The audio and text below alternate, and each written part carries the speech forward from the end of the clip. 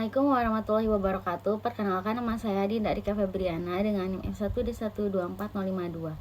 Baiklah, pada video kali ini saya akan bahas terkait dengan floating wetland di industri pertambangan. Dan saya mengutip 3 sumber jurnal yang sudah saya baca.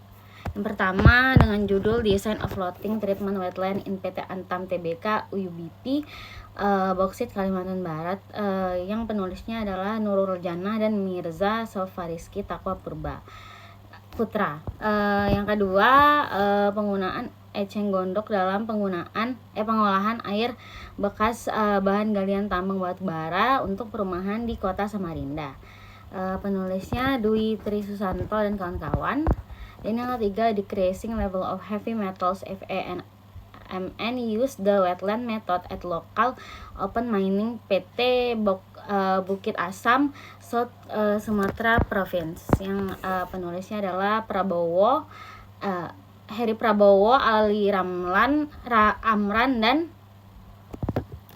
Adrinis Arbain. Pertama-tama, kegiatan pertambangan seperti boksit dan batu bara menghasilkan air limbah dan air bekas galian yang sering mengandung logam berat serta bersifat asam.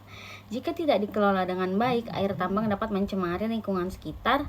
Berdasarkan beberapa penelitian, salah satu teknologi ramah lingkungan yang efektif untuk mengatasi permasalahan ini adalah floating wetland.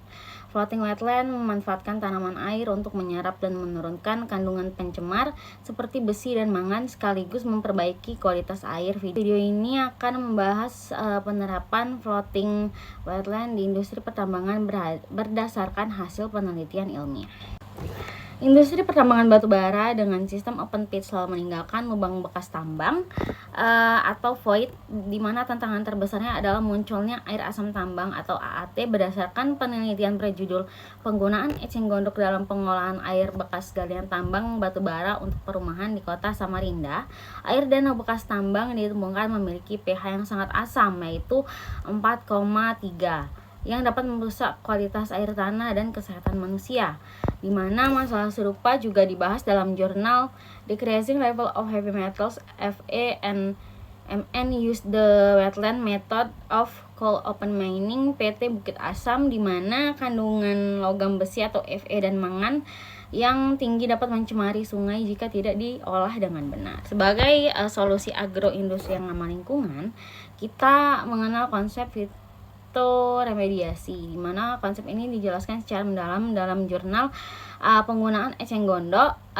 sebagai proses teknologi pengolahan menggunakan tumbuhan untuk memulihkan zat tercemar secara in situ, di mana metode yang digunakan adalah floating treatment wetland atau FTW. Mengapa metode ini dipilih? Karena selain efisien, biaya operasionalnya juga jauh lebih murah dibanding pengolahan kimiawi konvensional. Bagaimana metode ini diterapkan? Berdasarkan penelitian untuk uji coba penggunaan floating wetland untuk perbaikan kualitas air asam tambang, alat yang digunakan adalah rakit apung yang terbuat dari pipa PVC, yang dimana tanaman yang ditempatkan di atas rakit dengan akar menjuntai langsung ke air menyentuh dasar kolam. Jenis tanaman yang terbukti efektif dalam referensi yang saya utip tadi itu adalah eceng gondok, purmuticus hingga kiambang dan vetiver yang digunakan di area PT Bukit Asam.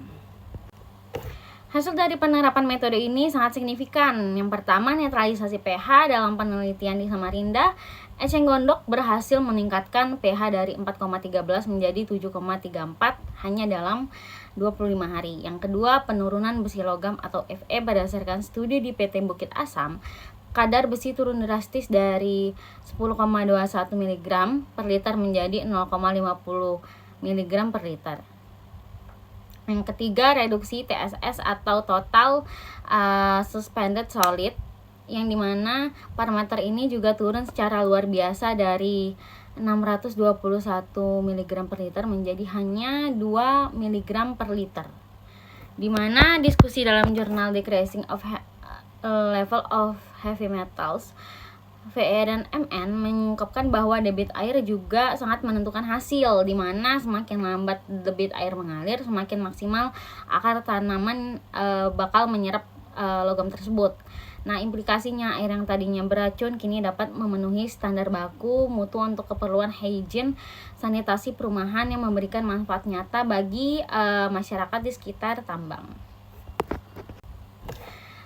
Baiklah, untuk keunggulan dari metode ini adalah sangat fleksibel terhadap perubahan tinggi muka air karena sistemnya terapung dan meningkatkan estetika, lingkungan, dan biaya kerja yang ekonomis. Yang kedua, kelemahannya berdasarkan temuan di PT Bukit Asam, sistem ini memiliki masa jenuh di mana tanaman memiliki batas kapasitas serap sehingga perlu diperbarui setiap 6 bulan sekali agar proses fitoremediasinya tetap optimal dan floating wetland-nya dapat bekerja dengan baik. Untuk kesimpulan dari pembahasan video kali ini, floating wetland adalah bukti bahwa teknologi hijau bisa menjadi solusi nyata bagi tantangan industri pertambangan.